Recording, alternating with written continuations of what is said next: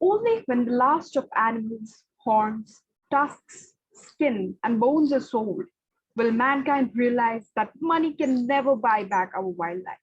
A very good evening to everyone. This is your host Parinati, welcoming you all this evening to a discussion by the VONG SDG Cafe on traditional medicines, endangered species, and ecosystems, and the effect and consequences of arcane belief system on animals and their homes. Nearly 80% of the world's population depends for its primary healthcare needs on medicines derived from plants and animals. This is especially true in countries where traditional medicines are widely used. Increasingly, however, modern medicines and remedies also contain animal and plant derivatives. Given the growing populations, increasing wealth, and the spreading popularity of natural remedies around the world, the demand for the medicines and remedies is rising. This rising demand, combined with reduced habitat, has caused an alarming increase in the number of plant and animal species at risk. With the same regard, I'd like to welcome you all to welcome our guest speaker, the president and co-founder of the Global March for Elephants and Rhinoceros, whose mission is to march against extinction and work with indigenous communities to influence governments and world leaders to stop the poaching of elephants and rhinoceros, Rosemary Alice, ma'am. A very warm welcome, ma'am. Thank you, Pari. That's a lovely introduction. Thank you, ma'am. Rosemary, ma'am, was born in Sri Lanka, an island teardrop nestled by its giant neighbor, India. As a young child, she lived among Sri Lanka's elephants, both wild and captive. Animals who face a fate even more tragic than their African counterparts. One of Rosemary's earliest childhood memories is of feeding captive elephants who frequented her childhood village to retrieve fell lumber. Elephants who hauled logs over many difficult miles. The fate and lives of these splendid creatures remained etchings in her heart and mind. A violent civil war in Sri Lanka forced Rosemary and her family to immigrate to the West. Rosemary graduated in computer science and mathematics from the University of Toronto. She has a master's degree in geographic information systems from Penn State. Her work as a software engineer for astronomical observations spanned several years, during which she worked for Keck and CFH telescopes in Hawaii, Caltech in Southern California, and NASA Ames USRA in Silicon Valley. In 2016, she left for Africa.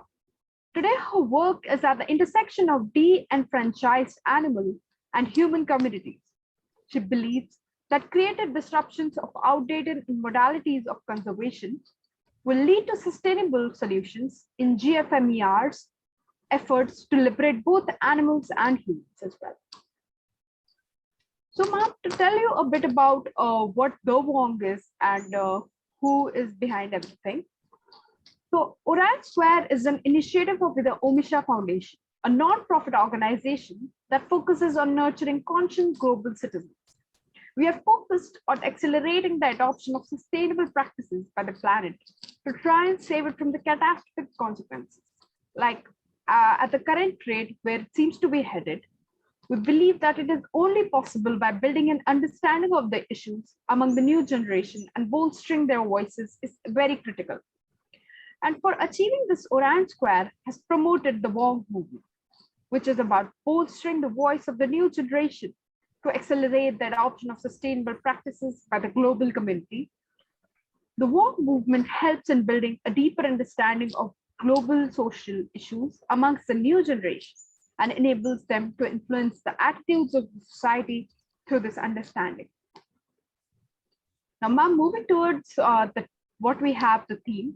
So the theme for today's discussion is the Sustainable Development Goal 15, titled Protect, Restore, and Promote Sustainable Use of Terrestrial Ecosystems. sustainably manage forests and combat desertification, and halt and reverse land degradation and halt biodiversity loss.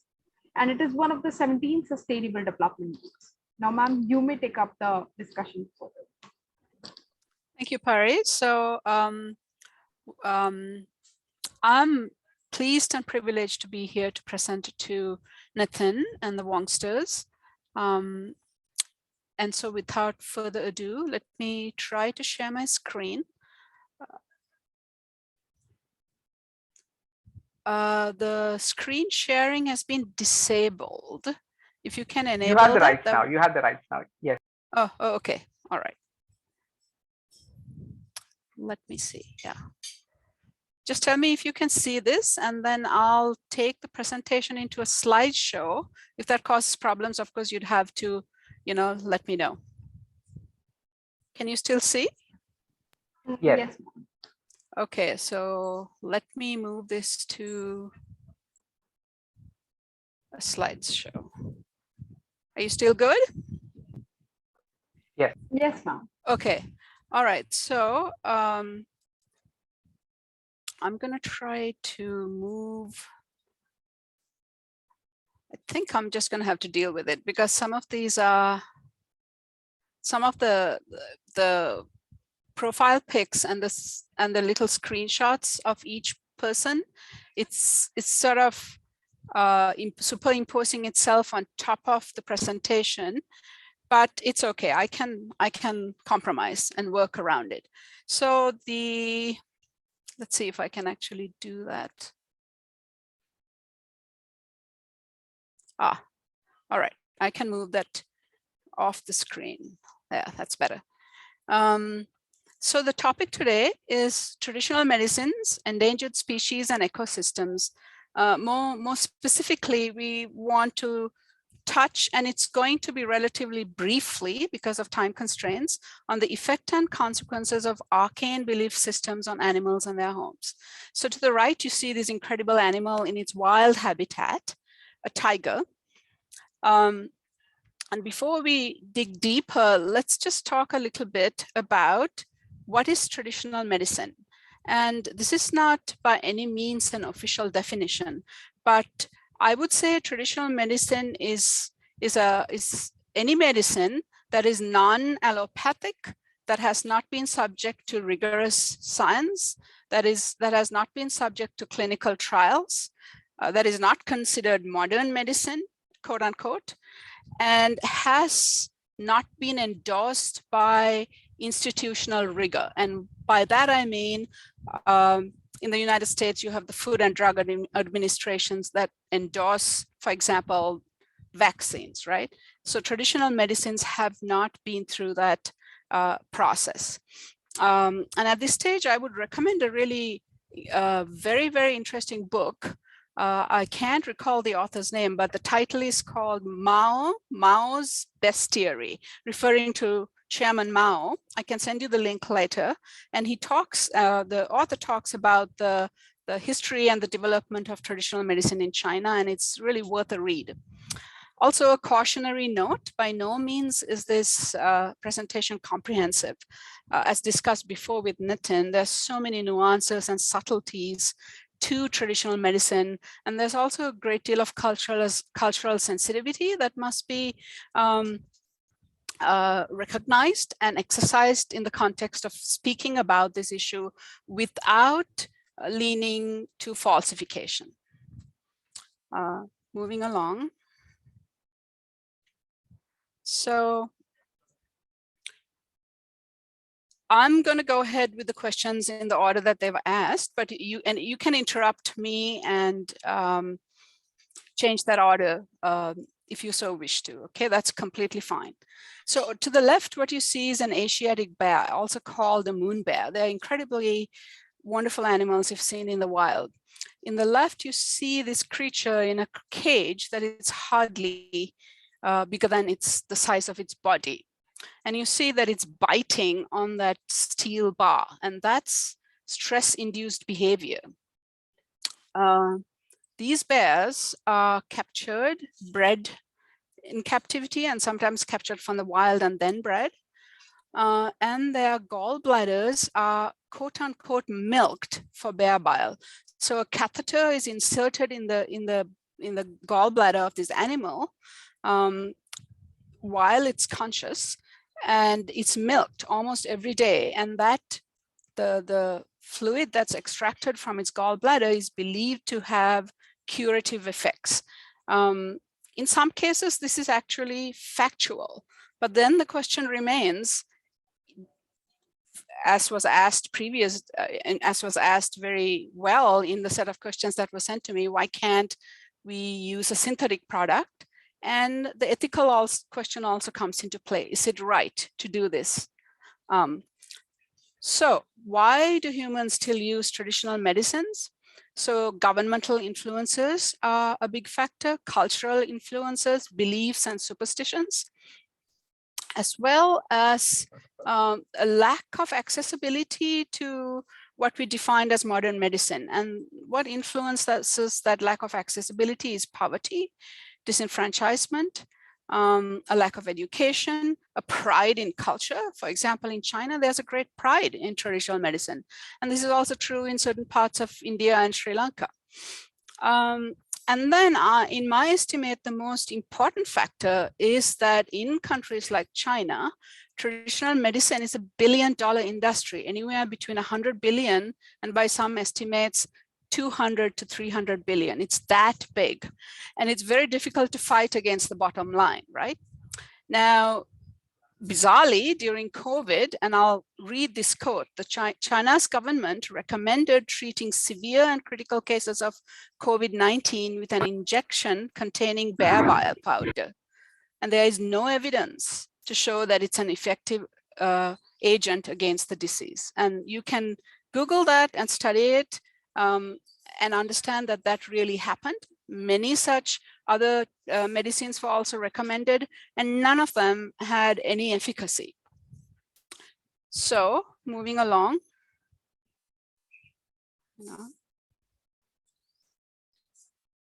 So in this slide, we'll discuss briefly what impact traditional medicines have on our environment. And I want to make a distinction here between traditional medicine and traditional medicines that use the body parts and components from endangered animals and plants. There's a distinction, right? We don't want to pan the entire industry in a manner that is insensitive to those who practice it. But we do want to be blunt and truthful and scientific in our analysis. So what are the consequences? Like highlighting some of the key consequences, you have poaching, wildlife trafficking, extinction, degraded ecosystems. It also, in certain cases, sponsors geopolitical instability. So let's go over these a little bit.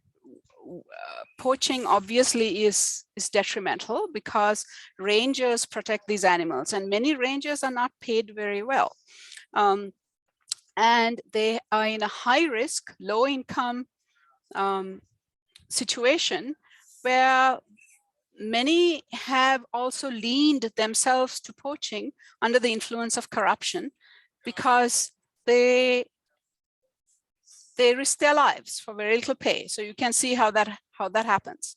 Wildlife trafficking, it's the same cartels that are also involved in human trafficking, and in drug trafficking that also are involved in wildlife trafficking. You can see how that creates geopolitical instability. Extinction, I have to apologize, I'm not very familiar with the numbers in India, but in Africa, the western black rhino is extinct from poaching. The northern white rhino is near extinct. There's only 2 of them left from poaching. There's less than 30,000 southern white rhinos.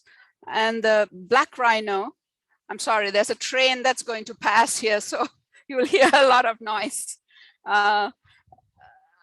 And it's also the case that the black rhino, the southern black rhino, is also endangered. And there are many, many animals that are affected. So for example, rhino, lion, tigers, leopards, pangolin, bear, seahorses, bats, macaques. And this is the real kicker, even the donkey. even the donkey, which is not considered a wild animal, but a domesticated creature, is affected. It is estimated, and the article appeared in The Guardian, that 50% of the world's donkeys will disappear in the next 5 to 6 years in service, if you want to call it that, traditional medicine. And it's the donkey hide that is being used for traditional medicine, and it's called iayo. And it's used in various types of medicine in China, mostly in China, again, with no evidence that its efficacy is credible. It's a seemingly endless list of animals and ecosystems. And this is one of the problems when medicines are not subject to rigorous analysis, because I can wake up tomorrow morning, decide I'm going to be a traditional medicine practitioner, it's lucrative, and I can say, I'm going to make this potion, and then refer to some cultural and historic documents and say, this is going to cure your cancer. And there certainly will be people who'll buy it. So that's the risk of the sort of amorphous nature of it. On the right, you'll see this graph. The numbers are kind of staggering. I hope you can see it. Let me know if you can't. So if you look at, these are the number of southern white rhinos killed in Africa over the years. If you, so in 2012, 2 rhinos, approximately 2 were poached each day. In 2015, that doubled, so 4. Then the numbers went down to 2018, in 2018, and then rose again. You can see that on the graph in 2019, 20, 21, and 22. So in 2020, they were slightly lower, and that's probably because of COVID. But we don't really understand the reason why. So the bottom line is that the impact is massive. So with regard to the geopolitical issue, now elephants used to be killed at 1 every 15 minutes. This is not a fabrication, it's real. 100 a day. That number is slightly better now because of awareness, advocacy, lots of conservation groups like us and others working really hard to bring the issue to light. But in the case of elephants, they're not killed primarily for traditional medicine. They're killed for artifacts to create trinkets and such. But the shavings that are obtained from those trinkets are then used in traditional medicine. And the geopolitical issue comes into play given the nature of, you have to give me a second because the train has to pass. It's all right, ma'am. You can hear, right? You can hear. No, ma'am, it's not audible. Okay, all right. Just give me 1 second, a few seconds here. Yes, I think your mic has a noise cancellation system because we can't hear anything at all. Yes, sir. Oh, great. Okay, I'll just keep talking. I can't hear myself though. But so in the case of elephants, I'm not sure you're familiar with the terrorist group Al-Shabaab. They originated, I believe, in Somalia. And they operate largely in Central Africa. And they would engage in opportunistic killings of elephants. It's not a planned, strategic, targeted killing of elephants, but if they happen to be operating in the area in a forest and elephants were in the vicinity, they would kill those elephants. And there was a massive killing in 2012 in an incredibly pristine area called the Zangabai in the Central African Republic. And at that time, elephant ivory was hugely expensive. So they then sold the tusks to fund arms.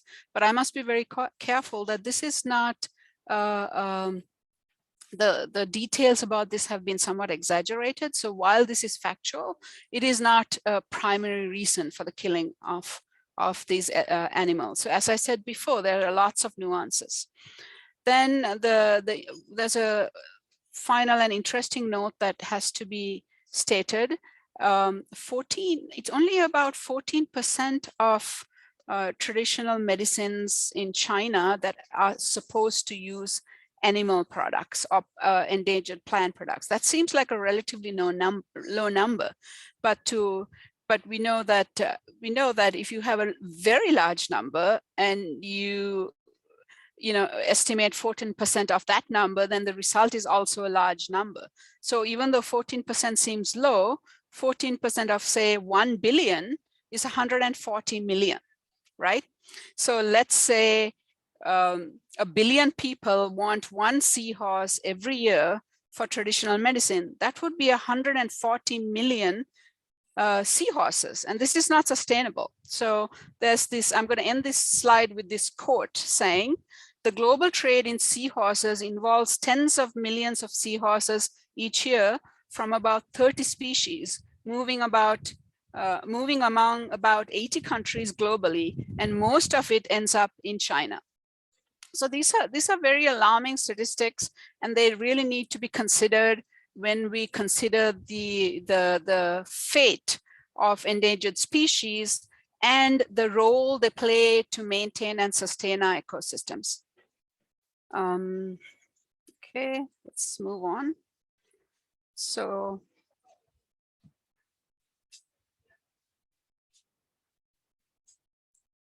all right.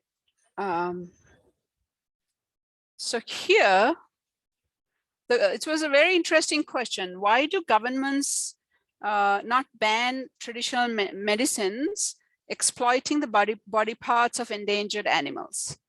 So the thing here is that if the killing happens, let's say in India, if they kill tigers, for example, the dominant use is in China. So there's no point, I mean, it's a good thing if the government does ban the use of these body parts in medicines in India, and it probably already has. I'm not sure about the status in India, but it has little effect on the poaching because the demand is coming from China, where it's not banned.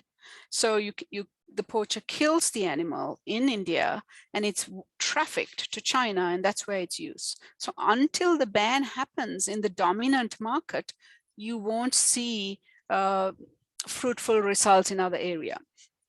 Also, cultural practices are very hard to revise, right? Even those that cause harm. Superstitions and beliefs come into play. And here's a really interesting fact. The World Health Organization in 2019 endorsed the use of traditional medicine in its classification of diseases. The WHO, which is the short form for the World Health Organization, has a classification of diseases called the ICD-11. What that means is the 11th classification of diseases. And the WHO is the premier health organization for the world. If this organization is including traditional medicines without qualifying them, in other words, without saying we exclude the use of endangered animals and plants, right? Then we have a serious problem. And it also speaks to the influence that China has within the UN and UN affiliated bodies like the WHO. Now, there are good reasons the WHO did this. I mean, their justification is there are people who don't have access to allopathic modern medicines who use traditional medicines, whether they are a placebo or a panacea, they still have access to something. But the justification is poor because many of the traditional medicines are not rigorously tested, they're not scientific, and they don't really work. Not all, but most don't. Also, banning traditional medicine would be saying goodbye to billions of dollars, and money speaks. Money in the end is a really powerful motivator. So we have to figure out how we compromise on this without taking livelihoods from people in a way that damages their lives. But we also can't practice unethical, unproven science when it comes to the future and the viability of the Earth's last ecosystems. So here, the question was, if animals are raised in captivity and used for traditional medicines, will that save wild population? The evidence shows that no, they won't. On the right, you see, before that, let's actually revisit that previous, sorry about that. Let's revisit that previous slide briefly. Not that one, this one. I just want to point out here, do you see the picture of the tiger there on the right? These are the beliefs that are influencing traditional medicine, particularly in China. I'll just refer to one, right? So it says here, the brain of the tiger's brain cures laziness and pimples. Obviously, this is false, right? But the reason, if you think about this, the tiger is a ferocious creature, it's powerful. It's certainly, not seen as lazy, although we know that cats sleep about 16 to 17 hours a day. But it's the sense of this creature that is influencing the medicine. So I want you to keep that in mind when we talk about this. So the demand is really too high, right? Sustaining the market with captive populations has shown not to stop poaching. It may, in certain cases, actually increase poaching because the poacher and the cartels can undercut the legal market, right? So if there's a legal market selling rhino horn at $500 per gram, the poacher can say, hey, I can offer it to you at 300, and then goes out and kills the wild animal and sells the body parts through these networks. And like we mentioned before, there's a perversity about it. It is the wild creature that is really coveted, not the captive creature. Wild because it has wild powers. So elephants, rhinos, lions, tigers, these are iconic creatures that are considered really powerful inhabitants of the wild. And these attributes, these personalities of these animals are a big, a non-insignificant, let me put it that way, non-insignificant factor in the production of these medicines. So on top of that, if you have these animals in the wild, eventually the market will force a case of excessive breeding. This is not, if you look at the way these incredible iconic creatures have been trapped, hundreds in small cages, it's dense, there's a proximity to their to the way they live their lives. It's unhygienic conditions, and there's also suffering. And then importantly, it creates a breeding ground for pathogens and correspondingly the potentials for spillovers. And we'll visit that in a future slide. It also keeps these markets alive. So there have to be other ways in which we figure out how to deliver traditional medicines in a way that's not harmful for the human and the non-human animal.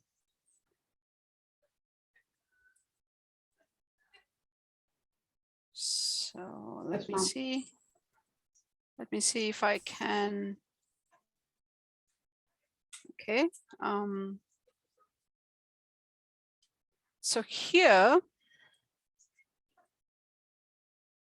sorry, a bit of the traditional medicines using animal parts source their ingredients from animals in the wild and farm animals. How real is the threat of the evolution of a pathogen and a spillover? That threat is really quite real. So here we are looking at in 2019, the Scientific American, Nature, Forbes, they all challenged the World Health Organization of inclusion of the inclusion of traditional medicine without qualification into the ICD-11. That's what you see on the left there, right? So this is not a fabrication. The WHO actually did this without much discussion, under the influence of China. This happened. Then on the right, you see that SARS-CoV, the first SARS virus, was traced. This is not to be confused with SARS-CoV-2, which is COVID. The first SARS virus that came about in 2002 and 2003 was traced to a palm civet in captivity in China again, right? And that animal is the image you see in the middle there is an image of a palm civet, which is also farmed and breeded in captivity in China. So the threat is really plausible. Pathogens develop in dense, unhygienic breeding conditions generally. Some animals naturally carry pathogens, even though they themselves are immune to them. A bat is a good example of that.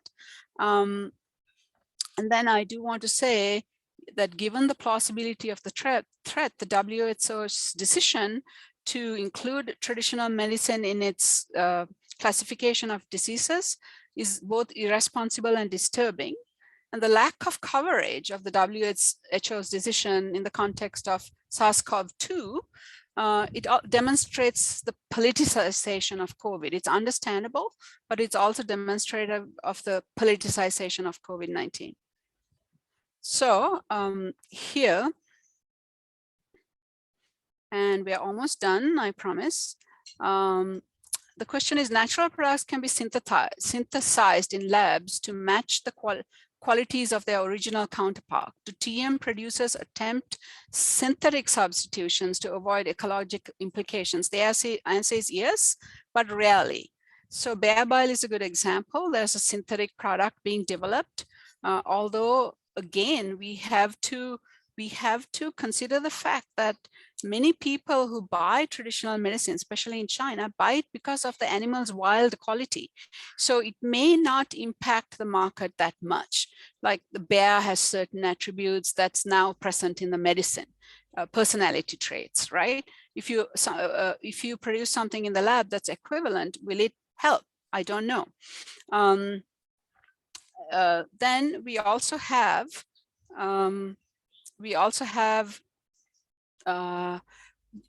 things like, it is certainly factual that the natural environment leads to the development of medicines that do work. Willow bark is one. It leads to aspirin, Taxol, which is used as a drug for the treatment of breast and ovarian cancer. It comes from the yew tree. And Artemisia, which was also developed through the analysis of traditional medicine by a very, very clever and brilliant doctor called Dr. Tao in China.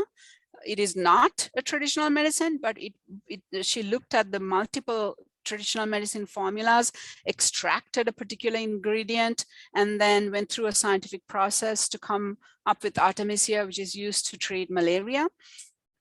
And you do have to make the distinction between real medicines and unscientific beliefs that pass for medicine. So for example, even though the element salicylic acid in the willow tree led to aspirin, you can't cure a headache by chewing on the willow tree, right? You have to take an aspirin. There's a process that this ingredient is subject to that does make it medicine. And as I say, not all TM should be panned as fake. Many are derived from natural substances. However, largely the use of endangered fauna and flora in TMs is unscientific and superstitious. So I don't know whether we have the time for this really interesting story about the horseshoe crab in allopathic medicine. Do we have some time for that, or should I skip it for later? Pari? Ma'am, we should have it, ma'am, definitely, ma'am. Okay, all right. So this is, I want to point out that Western medicine also uses, and there's lots of testing on animals. Animal body parts are used. The distinction is that in Western medicine, because of the Western, or let's say allopathic medicine, right, modern medicine, the distinction is that it works. And this is a really, really important distinction. If something works and cures a child of cancer, there's a justification for that. If it doesn't, then you're just simply causing suffering and damaging natural ecosystem. So the horseshoe crab is a creature that's dominant in the northeastern parts of the United States, in the areas of, say, Cape Cod and elsewhere. And fascinatingly, this animal's blood is an indicator for the detection of pathogens. So it's used in the process of developing vaccines. So they harvest these animals and they milk them for their blood. Now they put the animals back in the ocean, but 50% of them put back die. Now, why does this blood work? Because it has this incredible, brilliant capacity gifted by, you could say, evolution or Mother Nature to detect pathogens. I mean, to detect bacteria or toxins. So once a formula is made, let's say for the COVID-19 vaccine, let's say it's the Pfizer vaccine, and there's a formula made in the lab, and then they make it in bulk. Now they're not sure if in a particular vat, the formula that has been derived is devoid of toxicity. Like, is there a bacteria there? Can we safely ship this, knowing that it's not going to harm a human?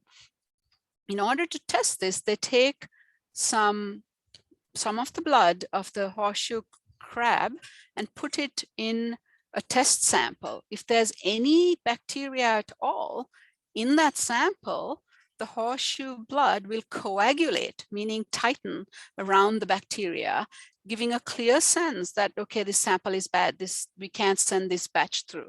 So it's a brilliant way that evolution has come up with to protect the horseshoe crab, which lives in a high, toxicity environment, ocean, close to the ocean in terms of bacterium,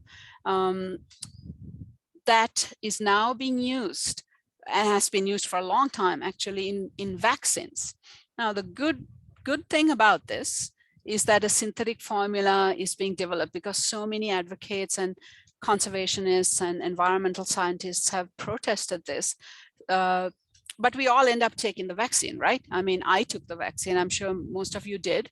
So it is really this dilemma that we do have to use aspects of nature, but how do we do it in a way that is conscious and considerate of the lives of animals who don't have a voice? Then let's see if I can move this. All right, so here, oops. All right, so let me try to be quick about this. What steps are being taken or should be taken in order to minimize the impact of traditional medicines on wild fauna and flora? So not much has been done to regulate the use of endangered fauna and flora in traditional medicines. There's been several attempts to pressure China with poor results, but these animals, pangolin, bear, rhino, tiger, lion, leopard, seahorse, bat, snake, porcupine, macaque, and even the elephant and donkey are still being used in medicines. So there's been a great deal of effort and resources allocated to mitigate poaching and wildlife trafficking. It has enjoyed some, though limited, success. Poverty is a big factor. That's why people poach. Well-networked criminal cartels, demand-driven markets. And then this is where CITES comes in, and I'll just mention it, and we won't go too much into it because we'll be continuing to talk about CITES in the next months. It stands for the Convention on International Trade of Endangered Species of Wild Fauna and Flora. It's a UN-affiliated body that regulates the trade of animals and animal body parts.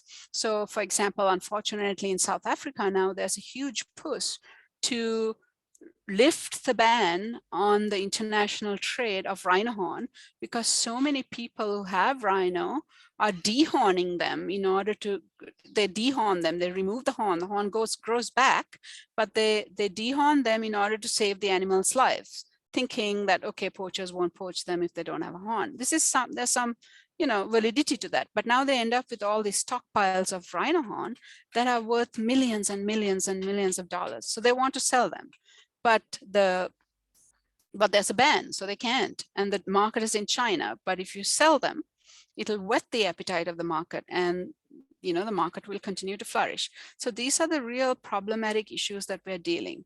What should be done? I'll just go over a few of these, okay? The WHO must remove TM from its ICD-11 or qualify the use of TM and constrain the use to formula that do not use animal body parts nor endangered flora.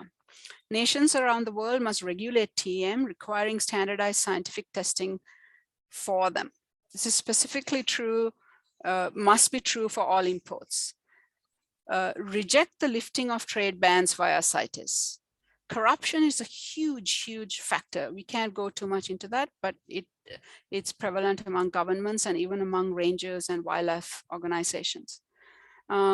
Support rangers and their families, support conservation, support community-driven conservation, right? Like GIMFA, like others. Create spaces, and this is so critical for the indigenous communities, especially children and young adults like you, to be the dominant voice in the conversation about conservation. Create spaces that encourage the human animal to understand, love, nurture, and protect nature. There's nothing cliched or emotional about, I mean, it is emotional, but so what? About saying that nature, Mother Nature is our first mother. Without oxygen, we can't breathe. Without trees, we can't live. Without the oceans and the atmosphere, who are we? You know, we are intimately wedded to our first mother, who is Mother Nature. And so this love must be bred through all of us so that we understand that other creatures too have a right to exist. They do have a right to live without suffering. Speak to people you know about the damage animal-based traditional medicines inflict on ecosystems and the suffering it causes. Consider the reality that tradition and culture can be harmful, and that certain cultural practices must be abandoned or reformed. So we do have to respect our elders. We do have to respect culture. There are many wonderful things that come from traditional culture. And as South Asians, we all know this. But not everything about culture is good. Just because it's old, it does not necessarily translate to being good, right? So that's something important to remember. Then this is the slide before the last one.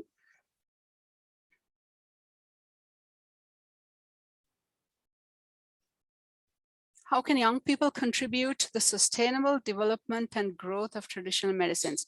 I'm afraid I didn't do quite a good job on this one because it's a real question with a great deal of duality. You have to ask the question, does the world need traditional medicine and why? I would say yes, with a great deal of qualification though, right?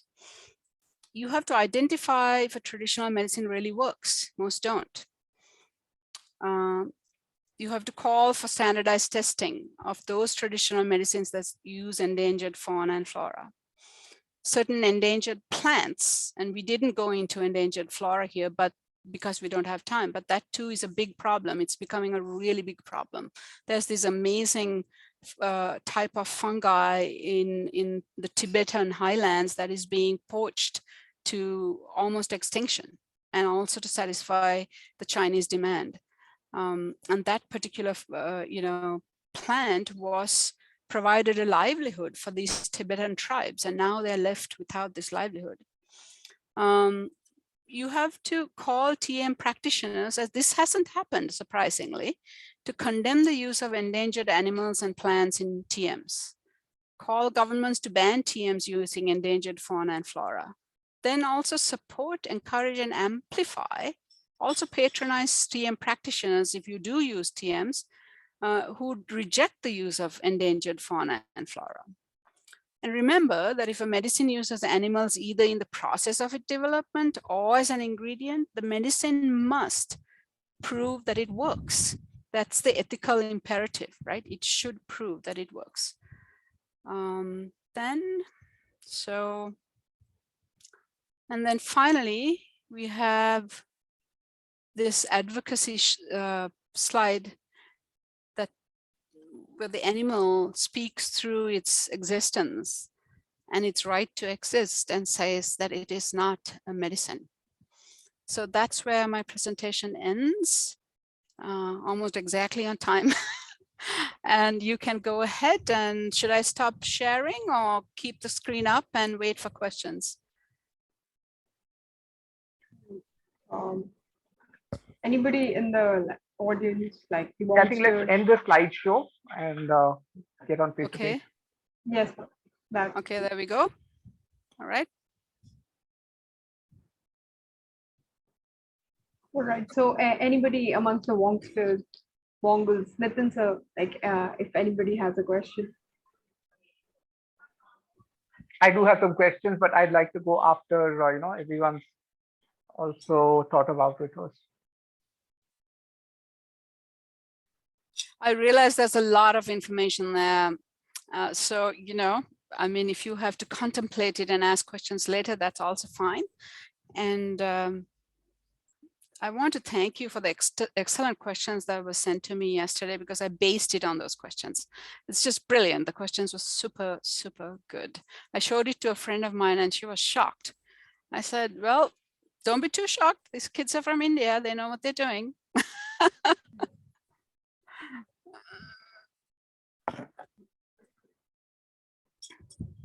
So ma'am, I'll go first. Ma'am, when you were going through the slides and whilst you were giving all the information, ma'am, there was one thing you mentioned that, of course, this is at some point, if we start asking ourselves a question that can traditional medicine be extremely, like eradicated from the entire existence of traditional medicines is to be removed. That is not possible.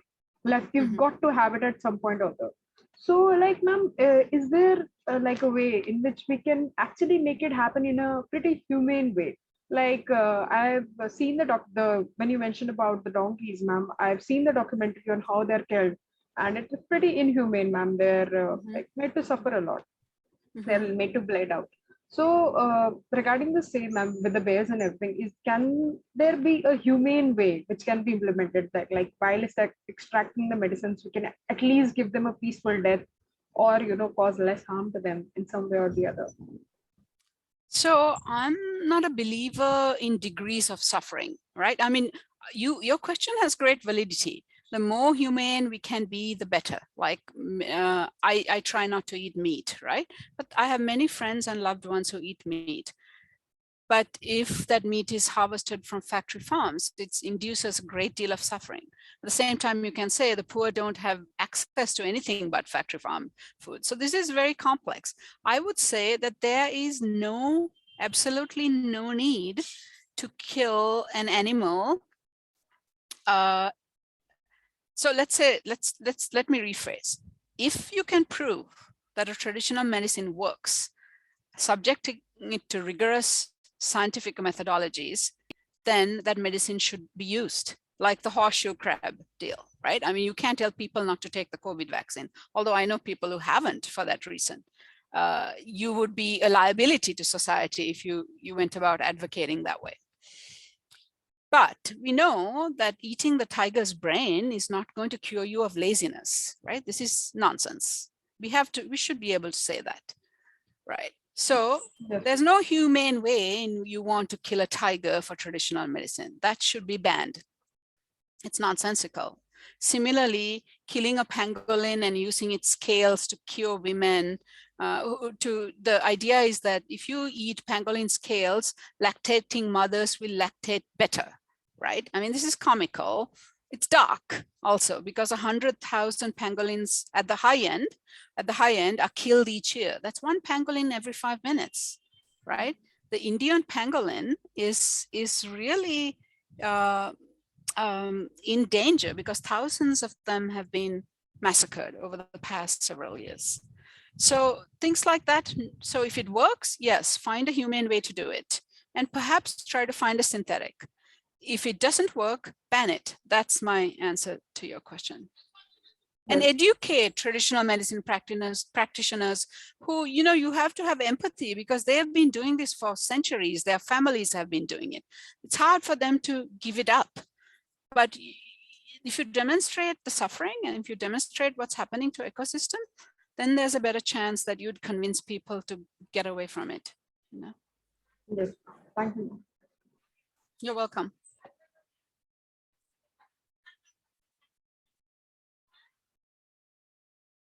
Gauri wants to ask something. Okay, shall I just read her question, or do you want to go ahead and ask it? Yeah, I think it'd be good if he comes forward. Gauri?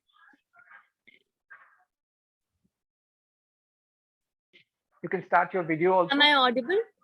Yes, it'd be nice if you can Yes. start your video also, Gauri. Yes, sir. Am I audible and visible? So, ma'am, I listened to your Hi. presentation and I was really inspired. Hello, ma'am. Hi. So I wanted to ask your opinion on this. Like, if there is no alternative for a traditional medicine, and that traditional medicine is something that works and is not fake, but made from endangered species, so should a human compromise on his or her health or the animal's life? So that's kind of similar to the question that was asked before, although it's phrased in a very interesting way. I can't think of a single traditional medicine for which there is no allopathic Western counterpart that is not, let's say, as harmful as the traditional counterpart. Now, I could be completely wrong about this. My answer to your question would be, in the hypothetical case, the human has to live. And we have prioritized in our civilization human lives over animal lives. That's just the way it is. You could think it's dystopian, but that's the reality. So I would say in a case like that, you'd use great caution and use the medicine.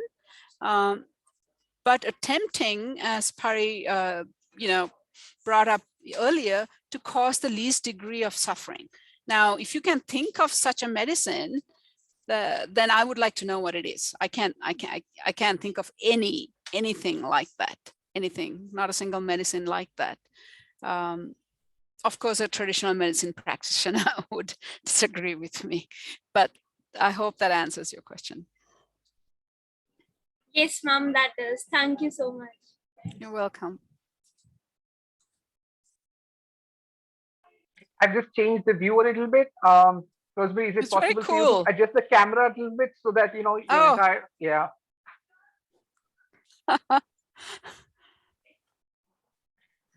All right.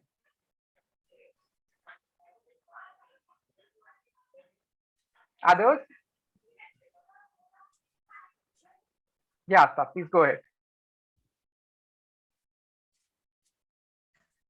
So hi, ma'am. I just Hi. have that, as you said that there are some misinformation that spreads, like, through some people. Like, for example, you said that, for curing laziness, there can be, tiger's brain can be used as a medicine. So do you think that there is an ulterior motive in the minds of those people who spread this kind of information? Like, do they have something which will be, profiting them by, jeopardizing the lives of the endangered species? It's a brilliant question. I'm so glad you asked it. Yes, because this is not in every case, right? But in many cases in China, as I said, it's $1 billion industry. If someone's earning millions and millions of dollars selling snake oil, I mean, that's the phrase, a reference to nonsense, right? Like selling nonsense. Are they going to say no to those millions and millions of dollars because suddenly they woke up in the morning and became enlightened, and had compassion? In most cases, no. Greed is a real dominant factor in the human being. And that's where all you youngsters come up and teach us all, especially the boomer generation, how to be better citizens, right? How you can still make money. You can still have a good life. You don't have to be enormously wealthy, causing suffering.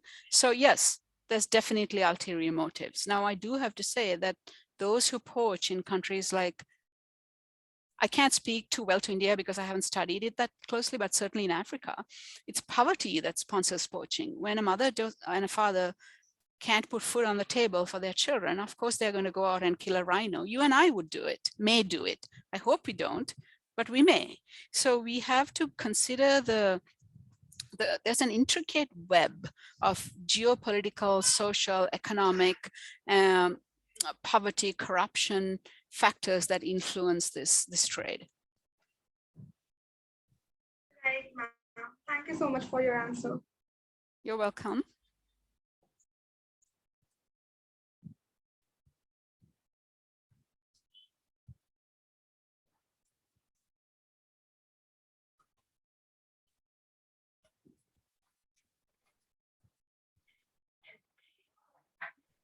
Anyone else?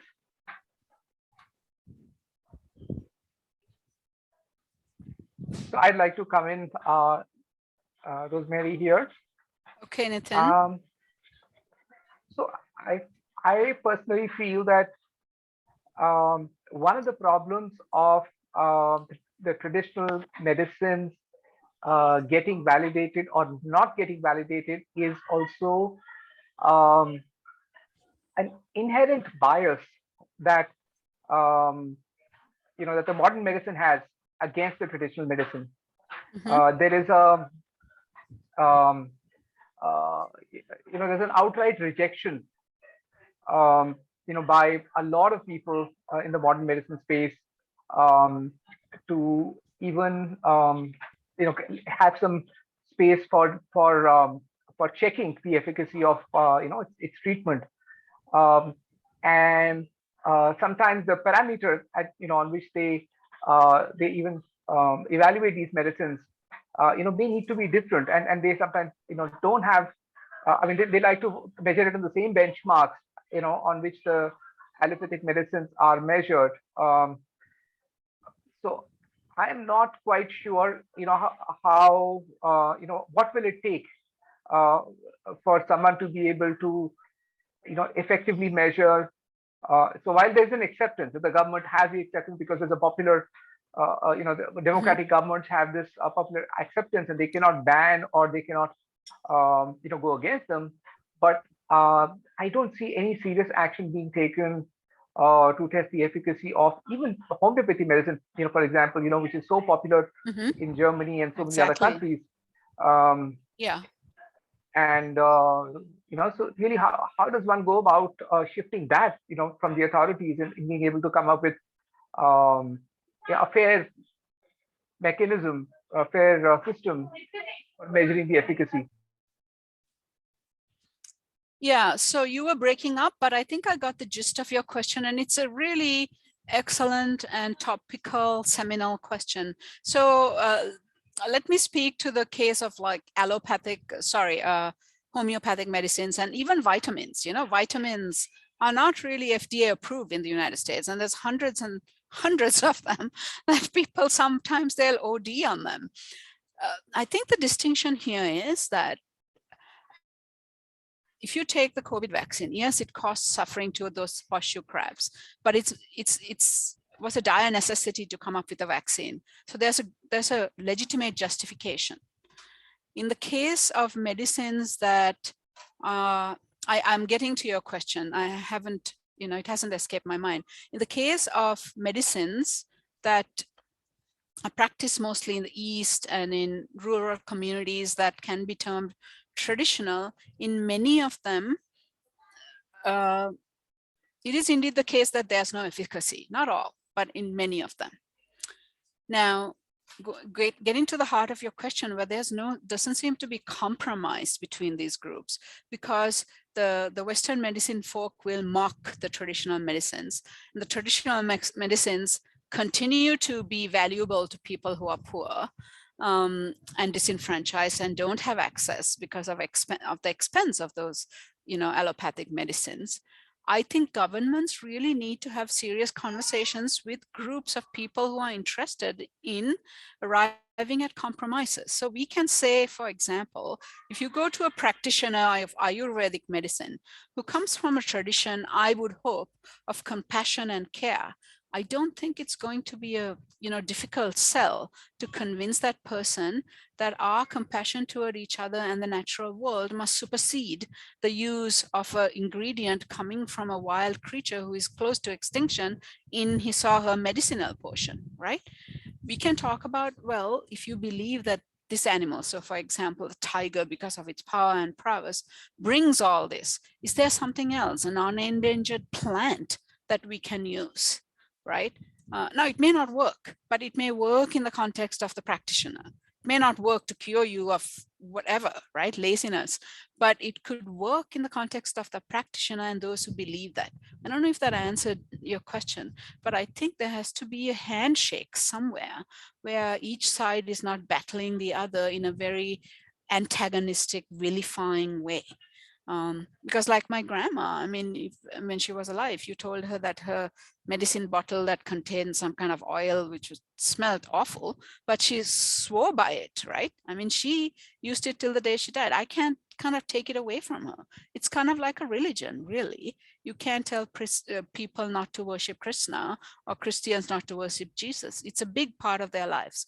But we can say, can we adjust? Can we adjust given the context of our modern world? It's like slavery, right? At one point, even those who were Christians applauded slavery and had slaves, but now we don't do slavery because we realize the consequences of it. There are other ways in which to live in the world that don't cause suffering. And I think that's the ethical argument is the best argument, really, on both sides of this. I hope that kind of touched on what you were looking for.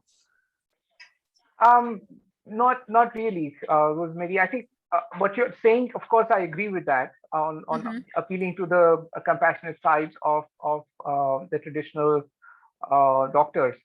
But my question was more on, when you said that one must also test the efficacy of all of these medicines, and maybe a lot of them are yes, a lot of them are placebos and not real. And that might also solve a lot of this problem. Yes. But so first, there are two problems to that, right? First, how are you going to convince a traditional medicine practitioner to go through a rigorous clinical trial-based testing? I think that's tough because I think they do know that what science would yield would not be compatible with their beliefs, right? So they're reluctant to do it. They're reluctant. So, but in China, this is being actually done. But it's been done in a really disingenuous way, So they take a particular formula,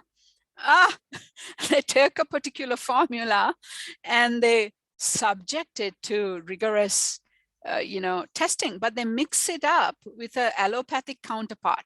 So for example, they'll take aspirin and mix it up with some traditional medicine formula, and then they'll do the test on the hybrid.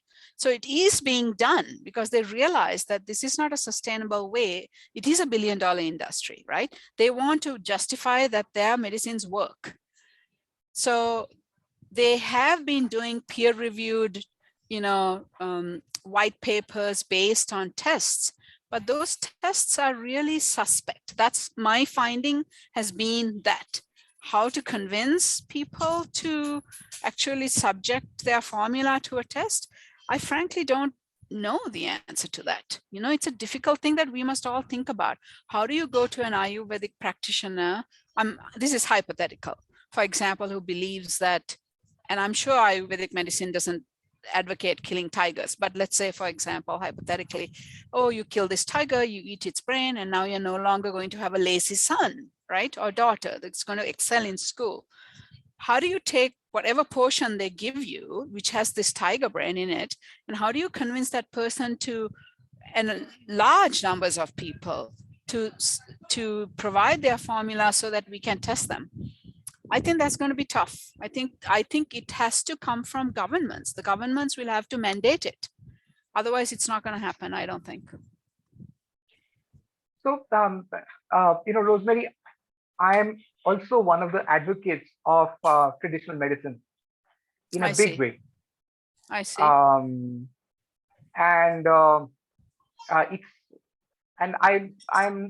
I don't believe that people take to traditional medicines necessarily because they cannot afford the modern medicines.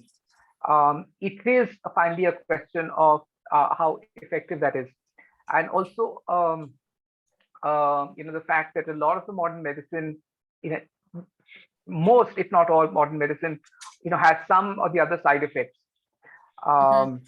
And most traditional medicines claim to not have that side effect, and actually in my experience also that has been the case. And there are I've gone through some of these conditions, and so has a lot of my family members and extended family members and friends for whom the modern medicine actually did not work for years, and the traditional medicine actually worked. Those were some of the reasons for us to convert into something like this. And so that's where I actually come from, to say that and it's not that these the doctors I have been consulting have their own formulas. They go through some of the most rigorous studies, and they go through lots of qualifications. That the doctor I refer to is is a Padam Vibhushan in India.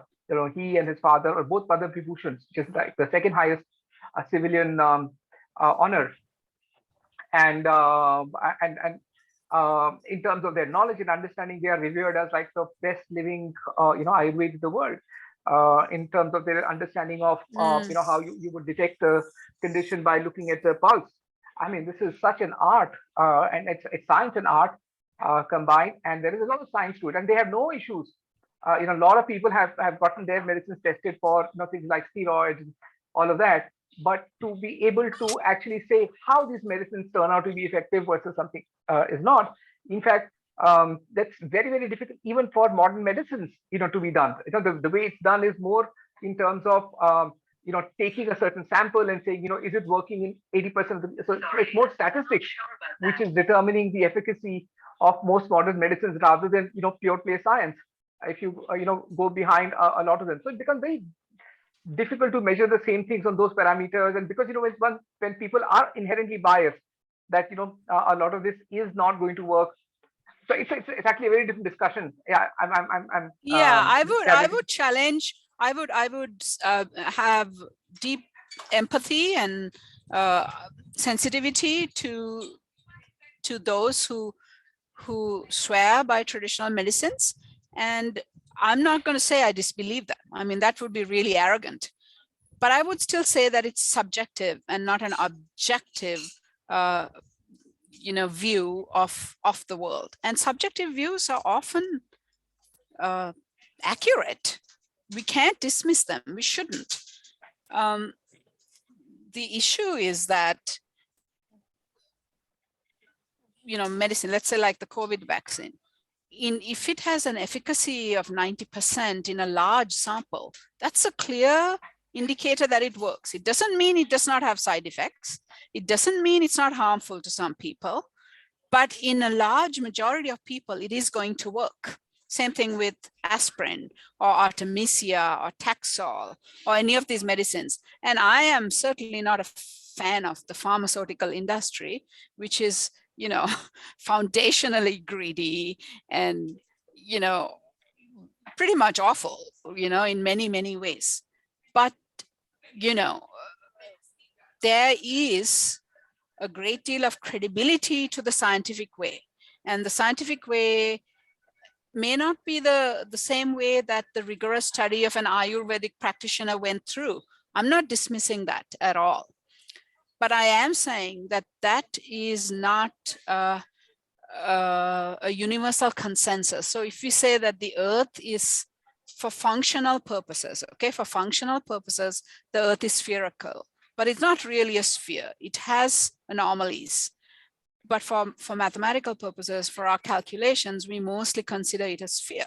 And this is observable and verifiable. So that's where I think modern medicine is. Whereas traditional medicines are in a different realm. We shouldn't dismiss them, but we should certainly advocate for traditional medicine practitioners and people who use traditional medicines like you, who have benefited for them, to seriously consider not using the parts of endangered plants and animals. That is, I think, where we can come at a consensus. I think that we can disagree about everything else, but agree that this is unethical. This is not good, unless you can prove that it's really helping you, like eating a tiger brain is going to cure you of laziness. Okay, if you can prove to me in a large sample that this is happening using a scientific method, I'll buy into it. We have to be able to change our minds about. So that's sort of where I am at. I understand. So I have an extended question now for this. What are your views about rearing some of these animals for medicine? So I think I covered that in my, so I think this works for plants. I think it's a good thing. Like, let's say someone can make a living by raising endangered plants that are being harvested, like that fungi I spoke about in Tibet. I think that's great. If it's the horseshoe crab also, yes, I think that's not a bad idea. It's not a bad idea. It really depends on the species. If you're going to raise palm civets in captivity, you're creating a perfect condition for the emergence, the evolution of a pathogen and a spillover event and a pandemic. Same with tigers. You know, when you get into, I don't necessarily want to call them higher life forms, but more the mammalian world, now you're talking about a problematic situation. Like if you have thousands of bats, like bat feces is one of the dominant ingredients in traditional Chinese medicine. I'm not going to ridicule it, but it, you know, they swear by it. So you have to recognize that it's being used. But if you take thousands, hundreds of thousands of bats and raise them, for sure, I mean, I can guarantee it, within 6 months, a spillover event is going to happen and you'll have another pandemic. So by and large, I'm generally opposed to raising and breeding animals for traditional medicines. I'm supportive of plants, and it depends on the species. Maybe you can save the horseshoe crab by raising it in lagoons and breeding it just so that it's milked in order to produce the vaccine. Now, this is Western medicine, right? I think a similar good argument can be made for, say, certain insects that are used in traditional Chinese medicine, right? I don't think spillovers occur that frequently in insects, but I don't know. I'm not an entomologist, so I can't speak to that. But so it really depends on the context, I think. I'm certainly opposed to hundreds of tigers being put in a cage, because our sense of the world has to extend, very definitely underlining compassion for these creatures as well, right? It's not a life to live. I'm anthropomorphizing somewhat, of course, but you know, there's good data to show that, especially in the case of, let's say, tigers in cages, the way they were raised in China is just deplorable. There was something like 400 tiger farms, they call them, and hundreds of them in small cages. So no to that, but maybe definitely yes to plants and the horseshoe crab and maybe certain species of insects. Who knows, maybe even snakes. I don't know. I think it depends on the species. Thank you so very much, Rosemary, for your views on this. Oh, thank you. Yeah. I like that it's challenging, because it's good. You know, it's really good to challenge ourselves. Yeah.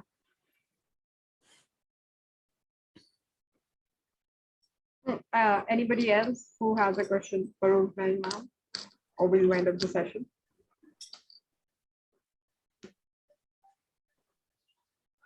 I think, ma'am, nobody else has questions. Okay.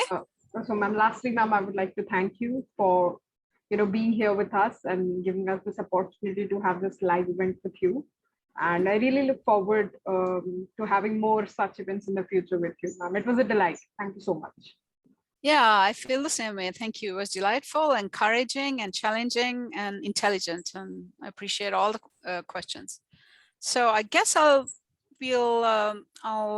leave, and I'm meeting with whom am I meeting with tomorrow again, Nitin? Tomorrow, Asta and me. Us. Okay, so someone will send me a Zoom link, yes. I'm sure. Yes. All right. Thank you so much. Take care. Bye. Thank you, ma'am, for joining. Yeah. Rosemary, are you still there? I think she has left, so like she's still hung Okay. up, but Just wanted to capture also her views on the VONG movement. yes, we sir, didn't do that, right? In the beginning also? No, sir. We did not. So that is the question for the last. All right. Okay. So we'll stop the recording.